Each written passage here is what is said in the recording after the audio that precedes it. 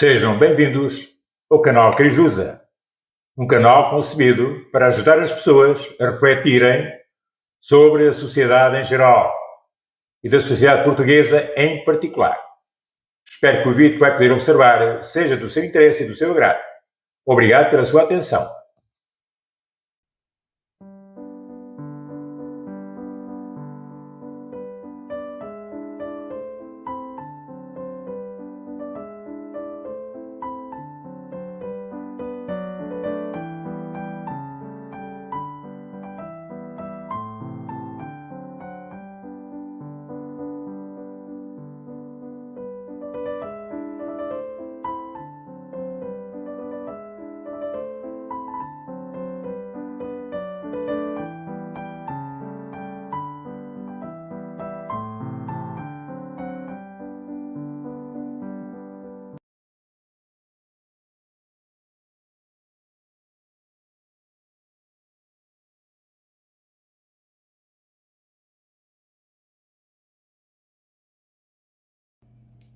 História de Portugal. Breve resumo. Pode talvez dizer-se que a história de Portugal começa no ano de 1095, data em que o conde Dom Henrique, vindo de Borgonha, para ajudar a combater os muçulmanos, que então ocupavam grande parte da península, recebeu em recompensa, pelos seus feitos de armas, o condado portucalense de Afonso VI de Castelo e Leão.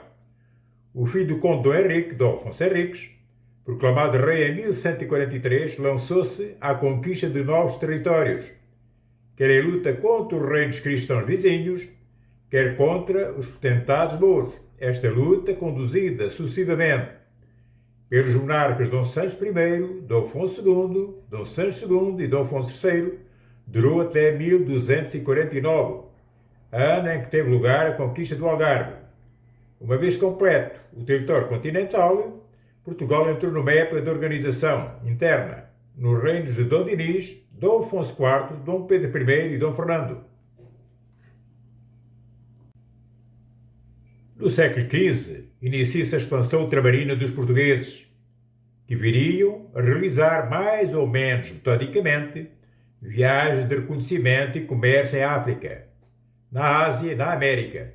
Assim descobriram os arquipélagos dos Açores, da Madeira e de Cabo Verde. Exploraram a costa atlântica da África. Internaram-se no continente até chegarem à foz do Congo. Dobraram o Cabo das Tormentas em 1485, a que então passaram a chamar Cabo da Boa Esperança. Atingiram a Índia por mar em 1498, descobriram o Brasil em 1500. Foram os primeiros europeus a contatar com vários povos do Extremo Oriente.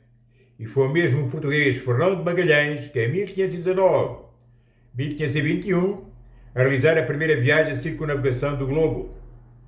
Foi na frase do poeta maior Luís de Camões, dar novos mundos ao mundo, assenta em grande medida no esforço de planeamento e na determinação de um homem ímpar, o infante Dom Henrique, que impulsionou a fase decisiva do movimento expansionista. Entretanto, sucediam-se no trono de Portugal vários monarcas: Dom João I, Dom Duarte, Dom Afonso V, Dom João II, Dom Manuel I e Dom João III. Na época de Dom Manuel I, Portugal alcançou o máximo de poderio, com o qual apenas a Espanha rivalizava. Um vasto império no Oriente, velas portuguesas navegando à vontade em todos os mares, o domínio de entrepostos e rotas que faziam de Lisboa um grande empório comercial. Com Dom João III, porém, inicia-se um período de decadência, que culminará com a perda da independência a favor de Espanha, em 1580, após o desastre militar das tropas de Dom Sebastião na Praça Norte-Africana de Alcácer Quibir.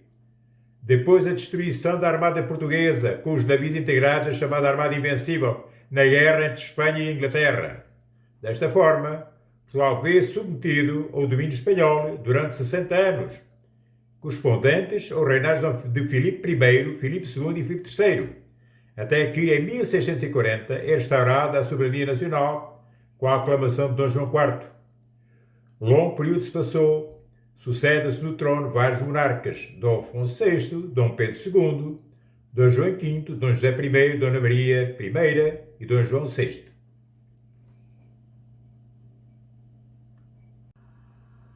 No reinado de Dom João VI, em 1822, o Brasil proclama a sua independência, aclamando-se imperador o príncipe herdeiro de Portugal, Dom Pedro. Passa Portugal por vicissitudes, pois a guerra civil, as chamadas guerras liberais, assola o país. É aclamado rei Dom Miguel, depois Dom Pedro IV e mais tarde Dona Maria II, conseguindo-se a estabilidade apenas em meados do século XIX.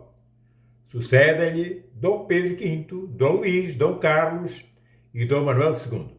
A queda da monarquia começou com o assassinato do rei Dom Carlos e do seu filho Dom Luís Filipe, o príncipe herdeiro, e depois do exílio para a Inglaterra do seu segundo filho Dom Manuel II.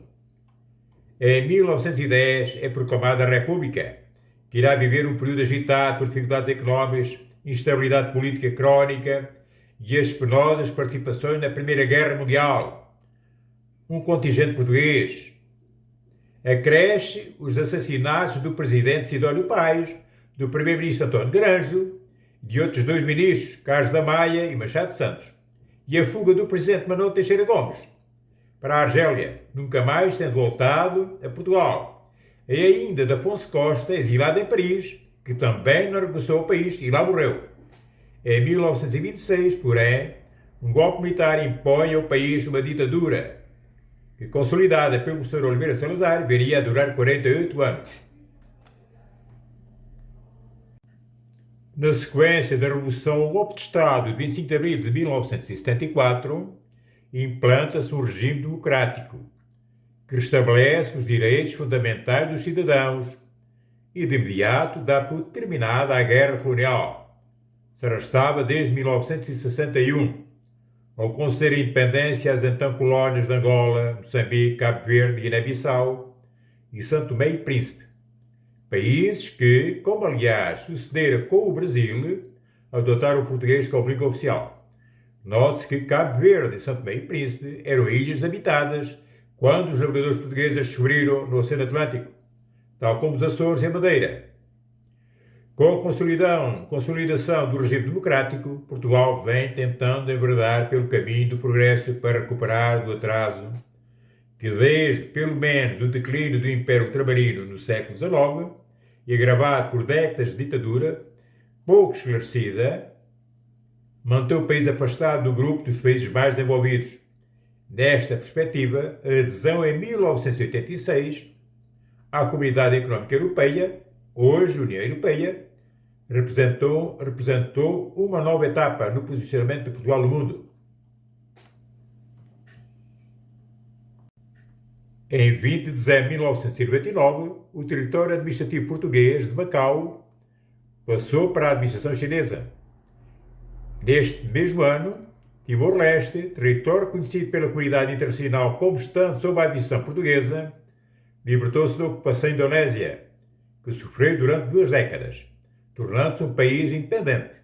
Portugal é uma república constitucional de regime parlamentar e multipartidário, tendo como principais órgãos de soberania o Presidente da República, a Assembleia da República e o Governo, que entre si e em conjunção com outros órgãos, o Tribunal Constitucional, o Tribunal de Contas, o Supremo Tribunal Administrativo, assegura o desempenho dos poderes legislativos, executivo e judicial. Atualmente, espero que tenha apreciado o vídeo. Obrigado.